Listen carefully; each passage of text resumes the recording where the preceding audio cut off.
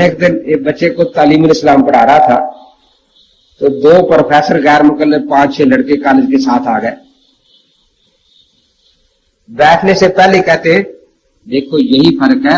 ان کو لڑکوں کو 2 غیر مکلف تھے 4 حنفی تھے, ان کو متاثر کر رہے تھے کہ دیکھو بھائی یہی سمجھ لو فرق, ہم سب کچھ بخاری سے لیتے اور یہ تعلیم الاسلام پڑھا رہا ہے فقہ کی کتاب, ہم سب کچھ بخاری سے لیتے ہیں. میں نے کہا پروفیسر صاحب جھوٹ بولے بغیر آپ کی روٹی ہضم نہیں ہوتی. یہ جھوٹ جو ہے آپ بطور چورن استعمال کرتے ہیں تاکہ روٹی کھائی ہضم ہو جائے. میں نے جھوٹ بولا. میں نے کہا زندگی کا سب سے بڑا جھوٹ یہی ہے جو آپ نے اس وقت بولا میرے سامنے. کیسے؟ میں نے کہا بخاری شریف میں کتاب الاذان ہے کہ جی ہاں کتاب الاذان تو کئی صفحوں پر ہے لیکن اذان اس میں نہیں ہے. آپ نکالے ذرا. میں نے تعلیم اسلام سامنے رکھ دی, دیکھو اس میں پوری اذان لکھی ہے 7 ترجمے, اقامت بھی لکھی ہے. میں نکال کے دکھاتا ہوں. میں نے بسم اللہ. وہ جو پروفیسر تھے ان کو ہم نے عربی بخاری دے دی, طالب علم پھر اردو رکھی تھی وہ دے دی. میں نے کہا نکالو بھائی. نکالتے رہے مل گئی.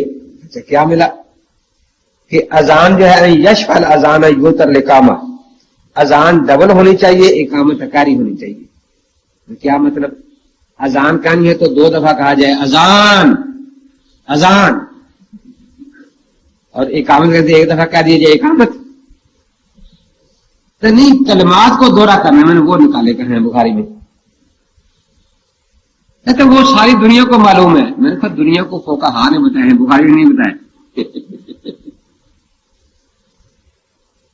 میں نے کہا دیکھیے نماز جنازہ تعلیم اسلام میں نے کہا کتاب العیدین ہے نا بخاری میں. کہ جی ہاں. میں نے کہا نماز عید کا طریقہ نکال دیں بخاری سے. کتاب العیدین ہے بخاری شریف میں لیکن عید پڑھنے کا طریقہ بخاری شریف میں نہیں ہے. دیکھتے رہے کہتے ہاں یہ تو نہیں ہے. میں نے کہا کتاب الجنائز ہے بخاری میں. کہ جی ہاں. میں نے کہا جنازے کا طریقہ نہیں ہے, باقی سب کچھ ہے اس میں کہ جنازہ کیسے پڑھنا ہے. اور یہ تعلیم اسلام میں 3 سطروں میں جنازے کا طریقہ لکھا ہے کہ یوں پڑھنا ہے. تو ہمیں تو کوئی جھجک نہیں ہے, ہم تو کہتے ہیں ٹھیک ہم یہاں سے مسئلے لیتے. مجھے کہتا ہے اچھا میں نکالتا ہوں. میں نکالو. دیکھتا رہا وہ نجاشی والی حدیث آ گئی کہ حضرت نے 4 تکبیریں کہیں جنازے پر. مل گیا جی جنازہ مل گیا. میں نے کہا کیا ملا؟ کہ حضرت نے جنازے میں 4 تکبیریں کہیں. تو میں نے اس کی طرف منہ کر کے 4 دفعہ کہا اللہ اکبر اللہ اکبر اللہ اکبر اللہ اکبر. میں نے کہا آپ کا جنازہ ہو گیا یا نہیں؟ ابھی کمی ہے, پورا تو نہیں ہوا نا. تو میں نے کہا پھر جنازہ تو نہ نکلا نا. آخر بڑا جھنجلایا. مجھے کہتا ہے امام بخاری نماز نہیں پڑھتے تھے, عید نہیں پڑھتے تھے. ان کا بخاری سامنے رکھ کر تو بالکل نہیں پڑھتے تھے. تو پکی بات ہے.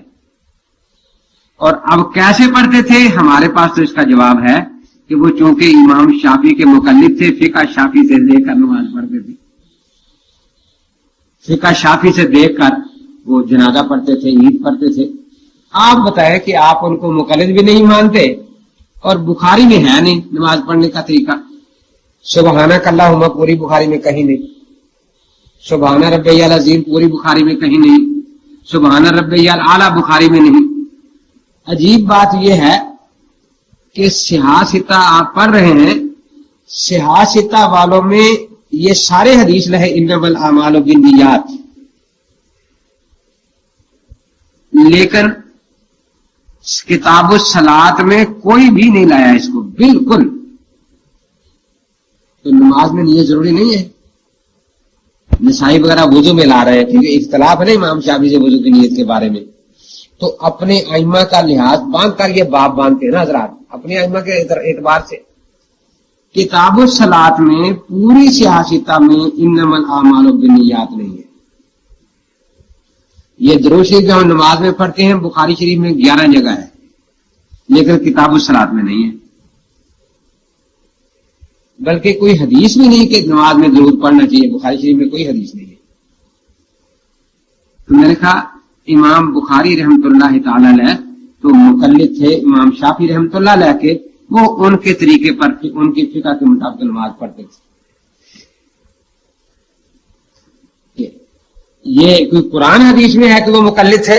میں نے کہا چلو آپ قرآن حدیث سے دکھا دیں کہ وہ غیر مقلد تھے، پتہ تو چلنا چاہیے نا کہ کانا لا یجتہد ولا یقلد، کہ نہ اجتہاد کی اہلیت رکھتے تھے اور نہ تقلید کرتے تھے، غیر مقلد تھے کہ نہیں قرآن حدیث میں تو نہیں، لیکن آپ یہ الفاظ دکھائیں کہ امام بخاری نے خود کہا ہو انا مقلد، میں مقلد ہوں۔ میں نے کہا اس کا مطلب ہے آپ صرف اقرار کو مانتے ہیں، شہادت کو نہیں مانتے۔ نہیں بس یہ دکھا دے کہ انہوں نے کہا ہو انا مقلد۔ میں نے کہا آپ پہلے یہ دکھائیں کہ بخاری نے کہا ہو انا مسلم، میں مسلمان ہوں۔ بخاری نے کہا ہو انا محدث، میں محدث ہوں۔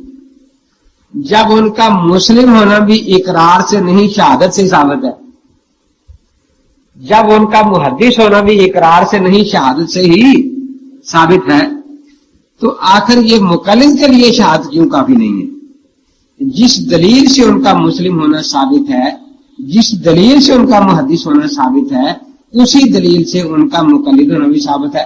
طبقات شافعیہ میں دوسری جلد میں پہلا ترجمہ امام بخاری رحمۃ اللہ تعالی علیہ کا ہے۔ پھر میں نے کہا اگر آپ یہی اصول رکھیں معاذ اللہ تو آپ کتنے صحابہ کو مانیں؟ آپ دکھائیں ابوبکر صدیق نے کہا کہ انا صحابیون، حضرت عمر سے دکھائیں انہوں نے کہا کہ انا صحابیون، حضرت عثمان حضرت علی سے دکھائیں، تو کتنے صحابہ کی آپ صحابیت ثابت کر سکیں گے؟ اور اگر اسی قانون کو آگے بڑھا لیں تو پھر آپ کہیں کہ یہ بھی دکھانا پڑے گا کہ جس راوی کو آپ کذاب کہیں وہ کسی دوسرے کے کہنے سے نہ ہو، وہ خود کہے انا کذاب، انا دجال، انا وزاع، پھر مانا جائے گا نا، ویسے تو نہیں مانا جائے گا، جس کا ان بیچاروں کے پاس کوئی جواب نہیں تھا۔